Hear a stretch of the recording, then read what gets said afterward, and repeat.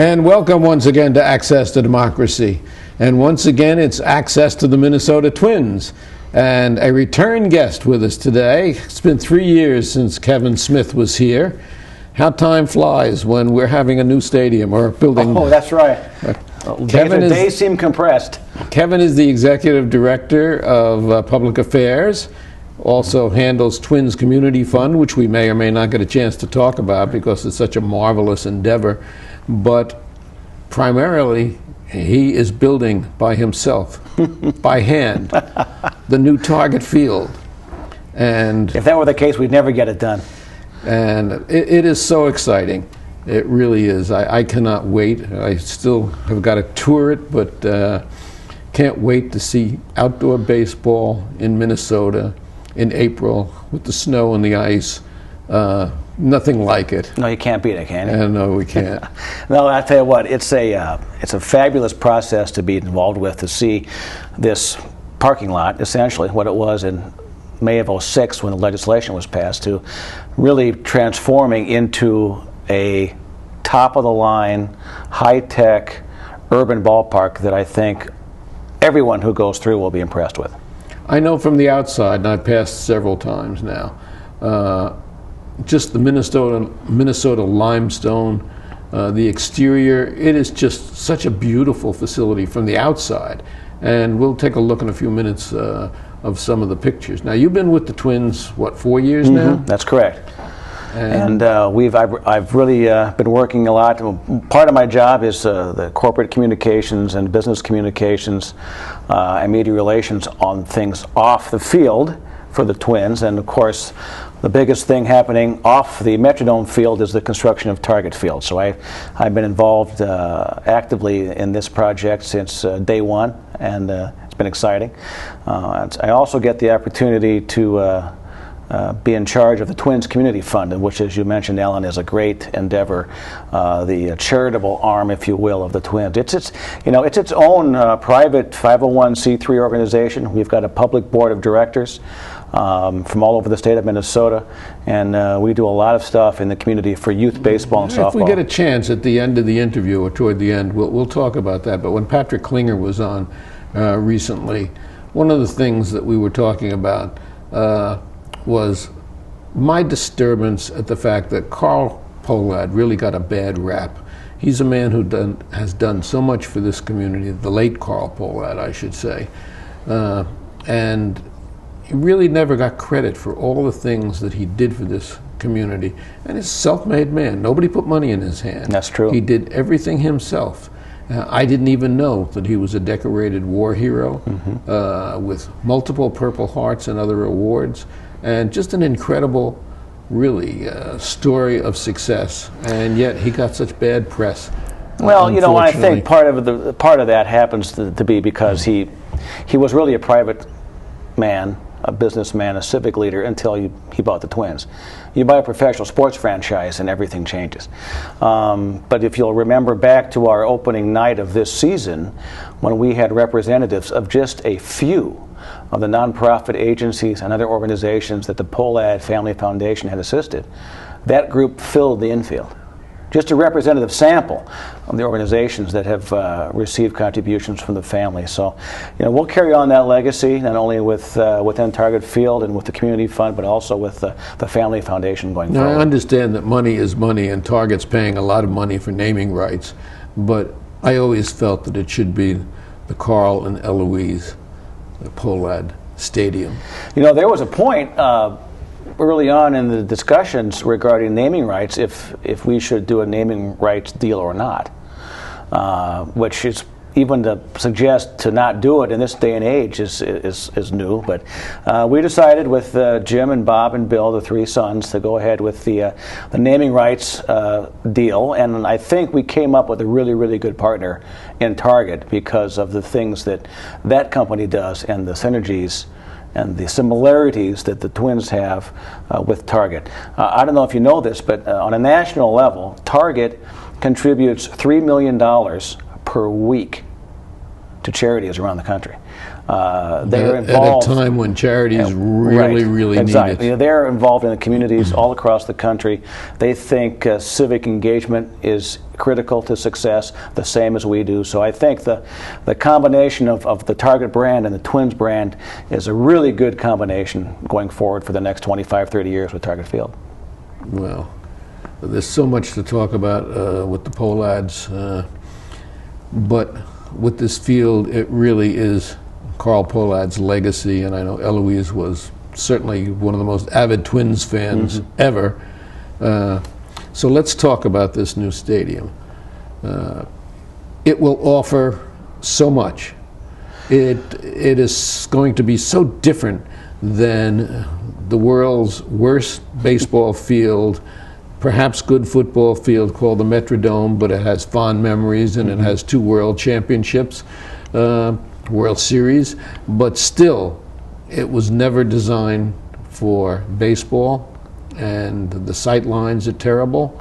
And let's start looking at some of the pictures, and you can explain to us what we're seeing about this new field. Oh, sure. Let's go ahead and do that. We look right there. This is a shot that is looking in from the outfield toward the right field side. What you'll see here is where the glass windows are in the doors. Those are going to be 8 event suites that'll hold 30, 35 people that'll be available for daily rentals. That'll be a really fabulous spot for companies that have clients into, or people to rent out for birthday parties or anniversaries. That'll be a fun situation.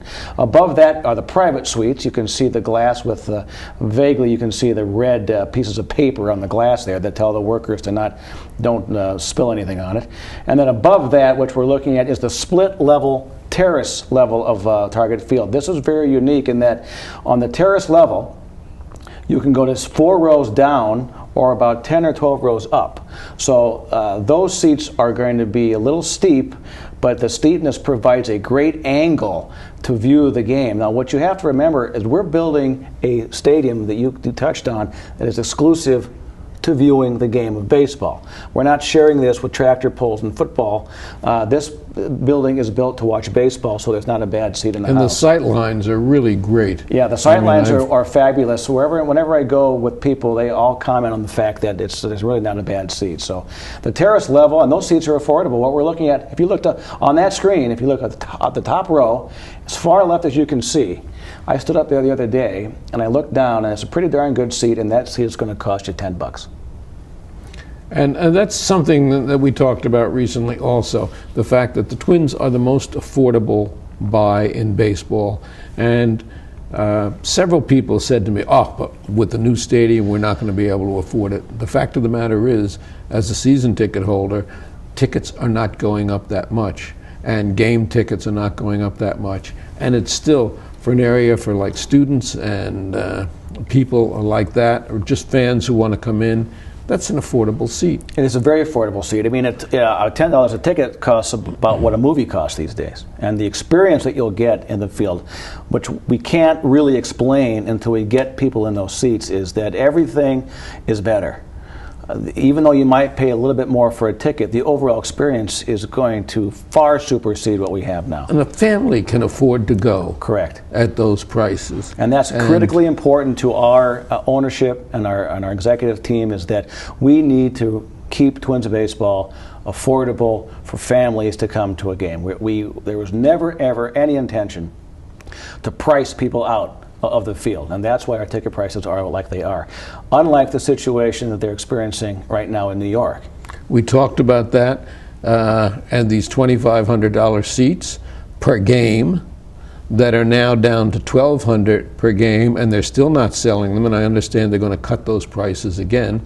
Well, think about this. I mean, when they use the word, we slashed our prices down to $1,200 a seat, a game. Seat. And yeah, that's unheard of, and that's New York. That's certainly not Minnesota. Our most expensive seat in Target Field is $275. That's the first 2 rows behind home plate. It's in the Champions Club. It's all inclusive. It's the valet parking. It's the whole deal. But that's the most expensive seat that we have. Those will go to corporations and other folks. And it's only 2 rows. And it's only a couple of rows. And we only have a little less than 4,000 premium seats, meaning That's only 10% of the building. 90% of the seating in Target Field is going to be accessible to any and all price points, whether you're a season ticket holder or a family that wants to come down on a Sunday afternoon on Mother's Day. And what about food facilities? The food at Target Field will be very upgraded, and it'll be very special. We've got a company named Delaware North Sports Service out of Buffalo, New York. That is the exclusive concessionaire for Target Field. This is a family-owned, family-run company for the past 90 years. They have 8 or 9 major league facilities, including Miller Park in Milwaukee. They do a great job. In fact, the president of Sports Service, his first job as a teenager was vending hot dogs at County Stadium in Milwaukee, and his mother still works at Miller Park. So they're passionate about ballpark food, and you'll see the usual fare: the hot dogs and the brats, the cheese curds, and fresh popcorn. But we also see some signature items that we'll be developing once the Sports Service hires their executive chef for our venue. And you'll be able to dine and watch the game at the same time also. That's correct. For our season ticket holders in the Metropolitan Club, which is open to any season ticket holder, whether you are a 20-game package up in the terrace level or whether you are 81-game season ticket holder, the Metropolitan Club will provide linen service, restaurant service, call ahead for a reservation. You can dine before or during the game, and we'll even have some tables, I believe, outside on the Metropolitan Club, so you can be sitting outside in the club and still viewing in from the right field area. A question that my wife Sharon asked me, what about in non-baseball season? Will the restaurants be open year-round? You know, we're trying to figure that out. It varies from market to market. For example, at Miller Park in Milwaukee, they've got a restaurant that is open year-round, but that thrives because there are a lot of businesses on the south side of Milwaukee with open free parking, so that's kind of that's good for them. But we are in a downtown urban area where there are a lot of restaurants along First Avenue in the Warehouse District, where we are right smack dab in the historic Warehouse District of Minneapolis. So the question will be, will people want to walk the additional couple of blocks across Target Plaza to get into our restaurants when there's all sorts of availability along First Avenue? We're still investigating that, but I would suggest right now, if there's a deal for parking, they probably will be willing to take the walk. Right. But I think we'll have to experiment with that. Our main goal right now is to make sure that when we are open on game days that we provide, the 5-star service, and we will do that. Okay, let's go back to the photos and let's see what else we have that we can look at. Well, here are 3 of our workers. This is a group. We've got 750 to 800 workers a day on site. Now, I'm not a good math student, but if you had 800 workers times 8 hours, that's a lot of person hours that we're putting 6,400 hours. Very nice. But who's counting? But yeah, you are. Per day, it's a lot of work to get done. This is a view from the terrace level in the darn near in center field. And now we're looking back again at the right field area. You see at the top of the picture, that's the big iconic canopy that will go all the way across from the right field side behind home plate and around to the left field area. That will provide some sunshade, some wind protection, and some rain protection up on the terrace level. Notice too, Alan, in the canopy itself are the lights.